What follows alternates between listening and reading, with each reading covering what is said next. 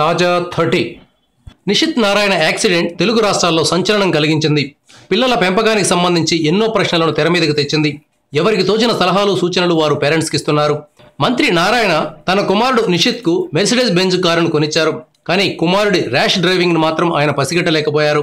నిషిత్ శృతిమించిన వేగంతో వెళ్లి ప్రాణాలు కోల్పోయాడు. ఈ కారులో ఎన్ని సేఫ్టీ ఫీచర్స్ ఉన్నా ఉపయోగం లేకుండా పోయింది. ఈ బెంజ్ కారు గురించి ఇప్పుడు తెలుగునాట బాగా ఆసక్తి కలుగుతోంది. నిషిత్ కారు మొదటి ఓనర్ పవన్ కళ్యాణ్ అని చెప్తున్నారు. కొన్నాళ్ల కిందట ఆర్థిక అవసరాలు వచ్చినప్పుడు పవన్ ఈ కారును అమ్మకానికి పెట్టారు. అప్పట్లో ఈ కారును ఎవరు కొన్నారు అన్నది తెలియలేదు. పవన్కు నిషిత్ వీరాభిమాని. తన అభిమాన హీరో కారును ఆయన పట్టుబట్టి మరీ కొన్నట్లు సమాచారం.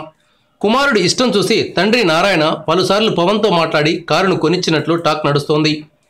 యాక్సిడెంట్ జరిగిన స్థలాన్ని పవన్ కళ్యాణ్ పరిశీలించారు. చిన్న వయసులోనే నిషిత్ చనిపోవడం చూసి పవన్ చాలా బాధపడ్డారు. Thank you viewers. ఈ వీడియో మీకు నచ్చితే లైక్ బటన్ టచ్ చేయండి. తాజా 30 ఛానల్కు సబ్స్క్రైబ్ చేయండి. మీ మిత్రులకు షేర్ చేయండి.